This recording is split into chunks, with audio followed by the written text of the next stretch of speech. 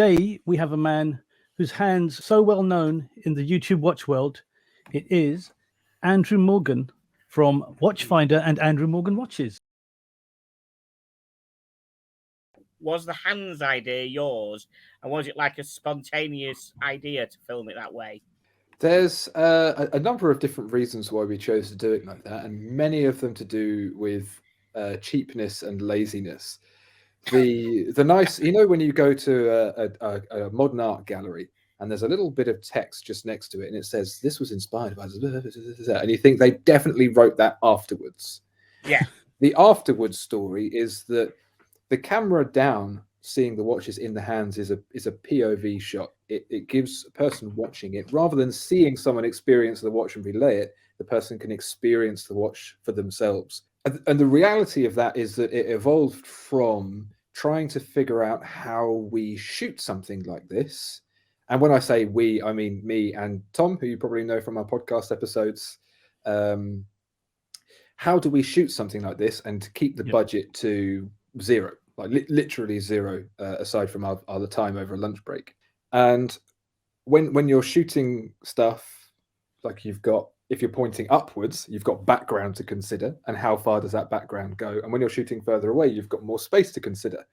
So how do we shoot the smallest space physically possible? Let's just take the camera, take it about 3 feet off the floor and point it down.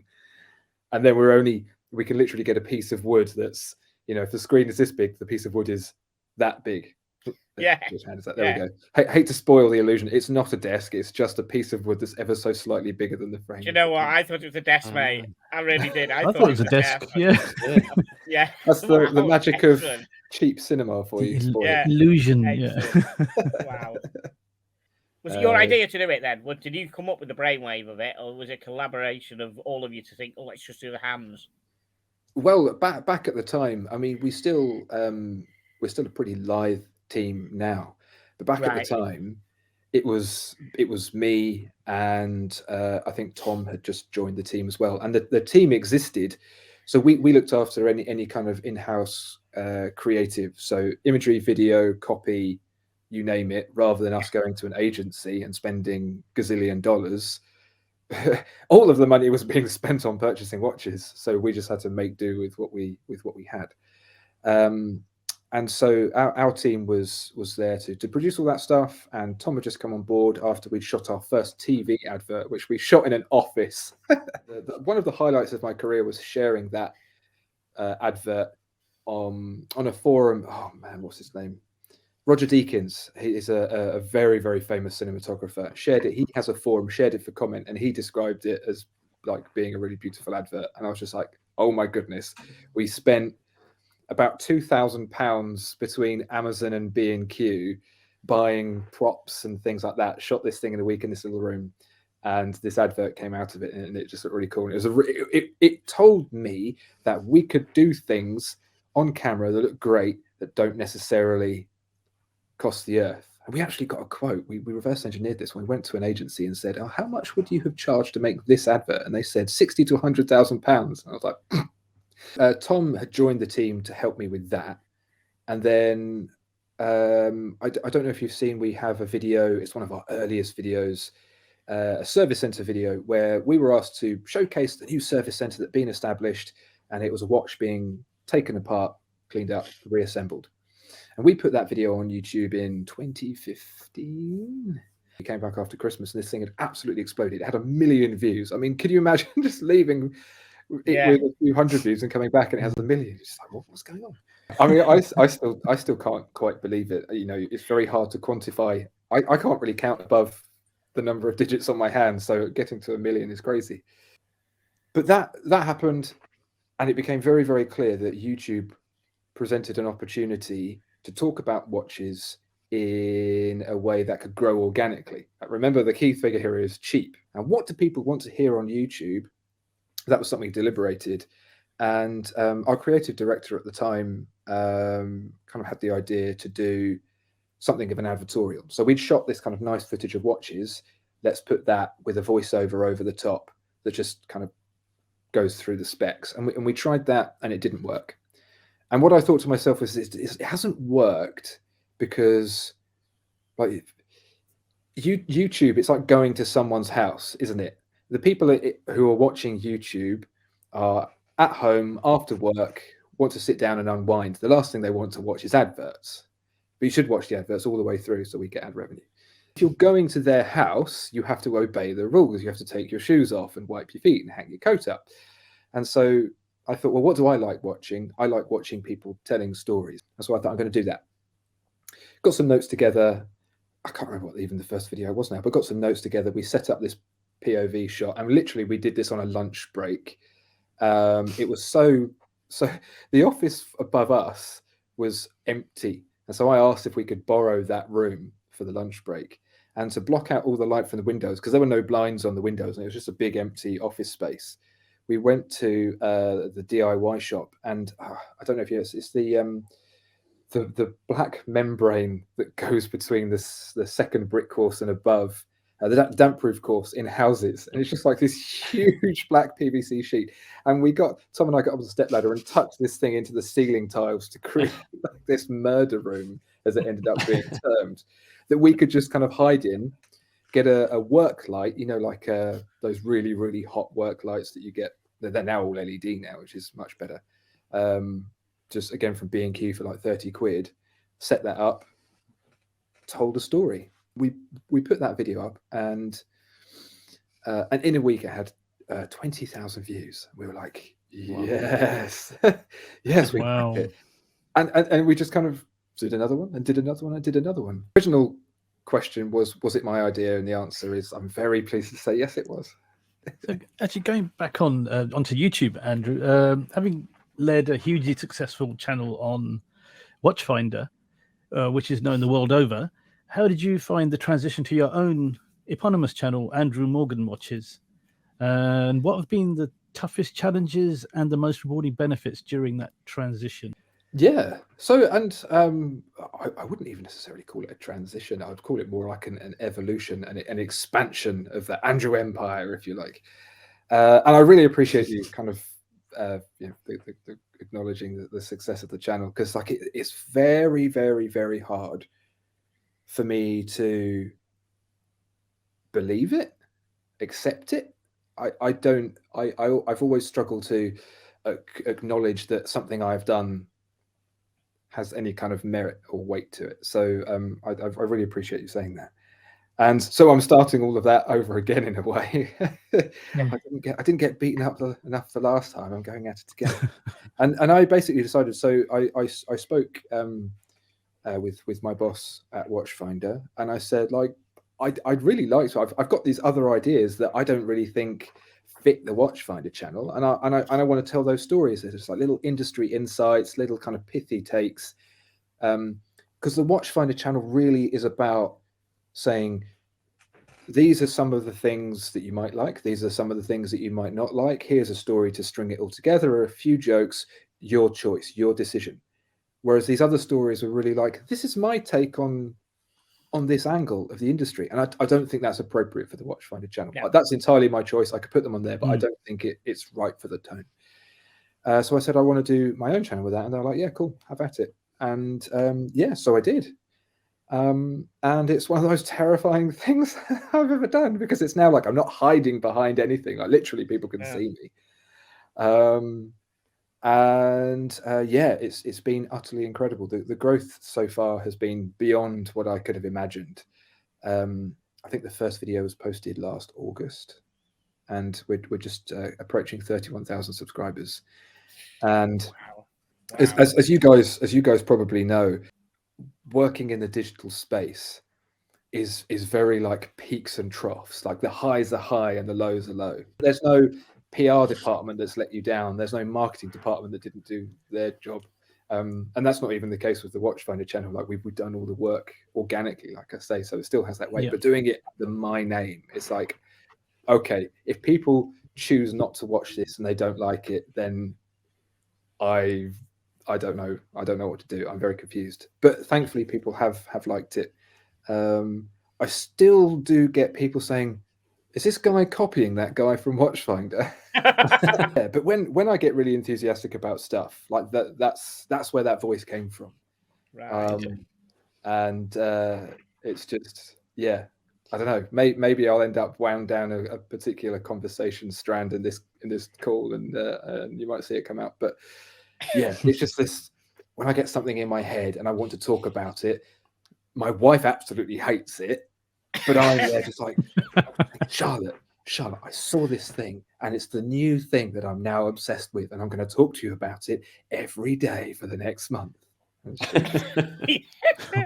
the decision? So the decision to go from hands and then just face, enough, because now we can see you got shoulders and arms. But yeah, he's got what them. was the decision process with going completely like different? Well, one of the things that's very important in YouTube, that's very, very different to other social media like Instagram and TikTok, is relatability. And one of the downsides of taking the opportunity to do the POV shot is that it's harder to connect with someone. Now, I think people have still found a way to connect to a degree, but it is limiting overall. The further someone gets away from being interested in watches, and this is where you see someone like Nico Leonard has absolutely, he has basically broken down what people who watch YouTube videos want and created that to a genius level of perfection. Yeah. And I thought for me to go into my own personal channel, it makes more sense that you hear it from me rather than from those. And so I decided to spend a tiny little bit more, move the camera back just an ever so slight amount, and capture some of my bedroom wall, which you see behind me now. And then usually I will just key it out to blue so it doesn't look quite so stark, but I don't have this technology here. Okay, just something you decided to do. Okay, interesting. That was just a big extreme change. That was all. From being completely off camera, like okay, there's no pressure on me, and then to be completely, this is all you see. That's a I suppose I never did any. I never hid myself because I wanted to be hidden. Like I'm desperate for attention. Like please, just I want people to talk about me. But I just thought it was more appropriate to share my point of view and not be hidden behind the camera. It come forward in front of the camera.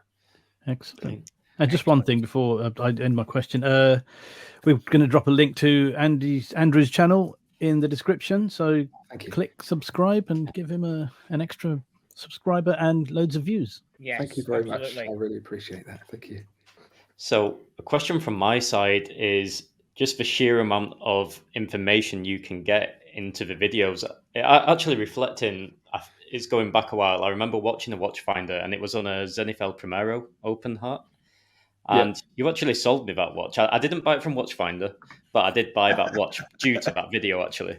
I was just thinking about it today. So just how do you begin with, building the story? What's the process? And how do you start to do research? Where do you find that information? And how do you start to, compile it and fact check it, especially if it's a watch what's maybe a little more niche, for example? Yeah. So just what's the process? It's just quite interesting. It's a process I really, really enjoy. And it's basically, you guys probably experience this, but when you are really interested in something, you go and read from one corner of the internet to the other several times over and absorb everything you can find. Yes. And it's basically, it's me documenting that process. And like I said, because I get obsessive over things, I've become very good at scouring the internet for information. If I want to find that last little nugget of information. And I also come from a personal background of novel writing as well. And so my agent shared with me a book called Save the Cat. And it is a screenwriting book that teaches you, if you're going to watch a film, they've written a screenplay. The screenplay is broken into these chunks, and this is what all these chunks need to do.